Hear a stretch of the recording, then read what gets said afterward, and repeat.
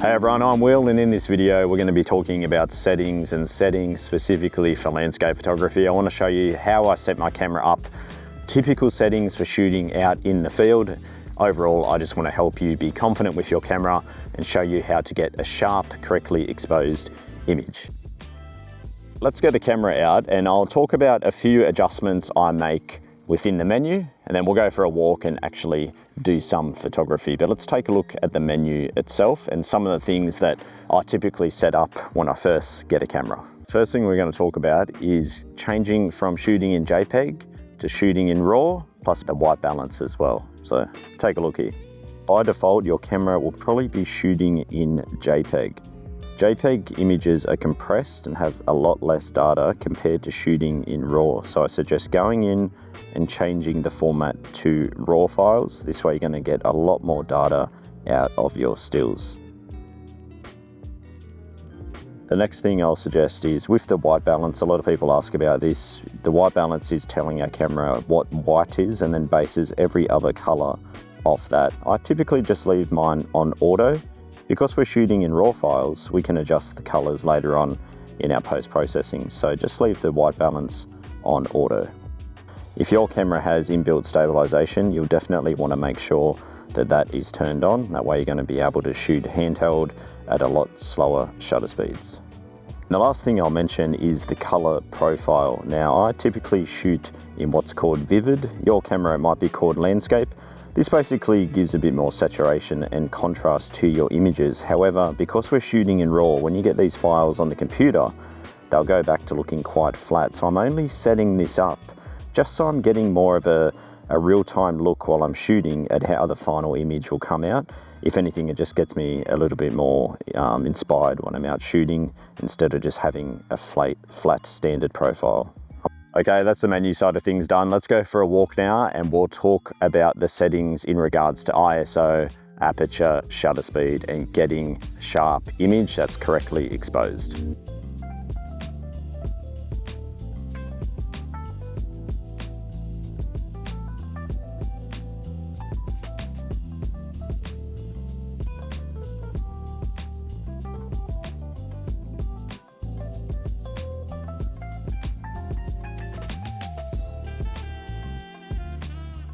I want to encourage you guys to be shooting in manual mode. Manual mode will give you complete control of your camera and it's going to make you a more versatile photographer, able to shoot in any scenario, whether you're on a boat, in a plane, shooting handheld, tripod, astro, etc.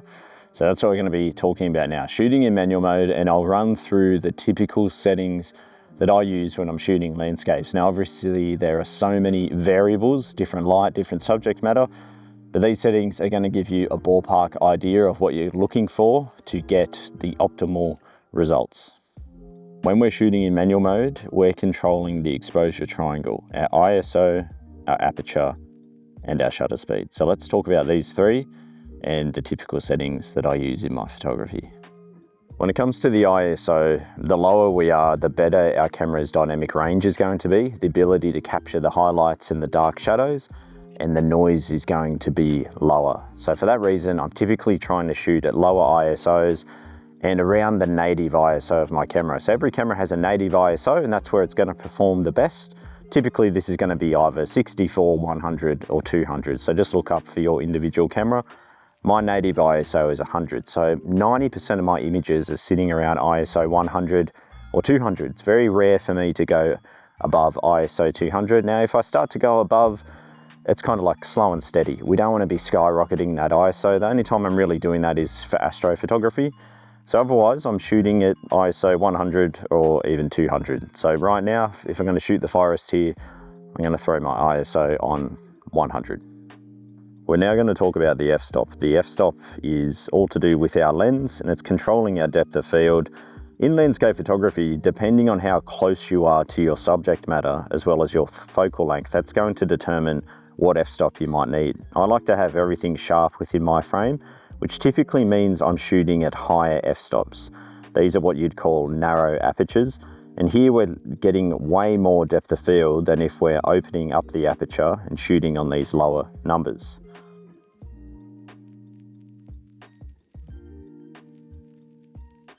So if, like me, you want to have everything sharp within the frame, you'll probably be sitting around f8, f9, f11. But there's so many variables. How close are you to that foreground, that subject matter? If everything's far off in the distance, your f-stop won't need to be as high. But if you're quite close to something in the foreground, you'll find that you'll definitely need that f-stop around f11, even f16, etc. The only real way to know the exact f-stop you need is basically trial and error. Begin at something like f8, take your exposure, and then you'll just have to zoom in on the camera and check the foreground, check the background, and see if you're sharp all the way through. If you're not, just slowly put that f-stop higher and higher. Absolute worst case, you might want to tweak your composition slightly. You just can't be incredibly close to that foreground matter and expect to be sharp there as well as the background. In those scenarios, we might actually have to focus stack and take multiple exposures. Now, you probably don't want to be doing that at this point in your photography. So just come back a little bit, simplify your composition, and keep in mind, the wider you are on the lens, the more depth of field you're going to get. So if you're 16mm at f8, you're probably going to get everything sharp anyway. If you're f8 at maybe 35mm, you'll find that the depth of field is a lot shallower. So there's so many variables. The aperture and depth of field is a tricky one from a teaching perspective. So the best thing I can say is keep that f-stop a little bit higher and then trial and error. Just take several different frames, compare them, and then you'll get the feel for what you use. Once I've set my ISO and my aperture, the last thing is the shutter speed. And what I like to do here is keep an eye on my histogram. The histogram is a graph that's showing us the data that we're about to collect in our image. Or if you've taken the exposure, you can check the histogram afterwards and see what you've brought home. Basically, what I'm looking for is not losing my highlight details. We have pretty good shadow recovery these days in digital cameras, so I'm not too concerned if the left-hand side of my histogram, the data's clipping slightly. What I want to make sure is that the highlights are not significantly leaving the graph, that right-hand side. If you want to learn more about histogram, just check out this video here. Now, if you're shooting handheld like I do pretty much all the time, you'll just want to make sure that your shutter speed's not too slow. That's going to come down to the camera you have, how stable your hands are. There's so many variables. So if you are a complete beginner, I definitely suggest just getting a cheap tripod with a ball head. It's going to help you when you're first starting out. I'm going to shoot handheld. This is a relatively slow shutter speed here, 1/3 of a second. So for that, I'll definitely put the camera up against my face so I'm extra stable. And then typically I'll just hold my breath to take this exposure. Now after that's done, I bring up the image, I check the histogram, make sure I'm happy with that. And then the final check is zooming in, pushing the magnifying glass and just making sure that I'm actually sharp. Did I get the depth of field I was after? Was I shaking because I was handheld? So you want to check those things. If your histogram is fine, you're happy with the comp and you are sharp, you're in focus, sweet, you've got the exposure. In regards to the exposure and the histogram, I know it can be a bit confusing. Just make sure that the data is not significantly leaving the right-hand side. If the histogram's falling and ending in the middle, that's completely fine. This is where our post-processing really comes in. We kind of finish off that exposure later on. Remember, shadows are meant to be relatively dark and highlights are meant to be relatively bright.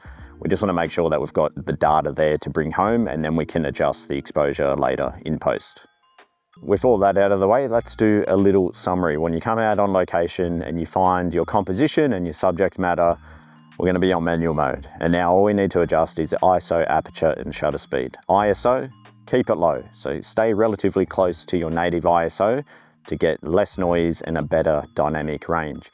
With the f-stop, you're just going to assess your depth of field. If you've got something close as well as something far away, you have a big depth of field, you probably want that f-stop number being higher, somewhere around 8, 9, 10, 11, and then you'll just really need to take the exposure and check and see if you're getting all that depth of field. From there, once you've set that f-stop, obviously it's the shutter speed. This is where the histogram comes in.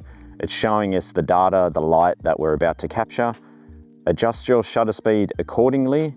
If you're finding that it's getting too slow, maybe you want to put the ISO up a little bit. Maybe you're going to want to get the tripod out.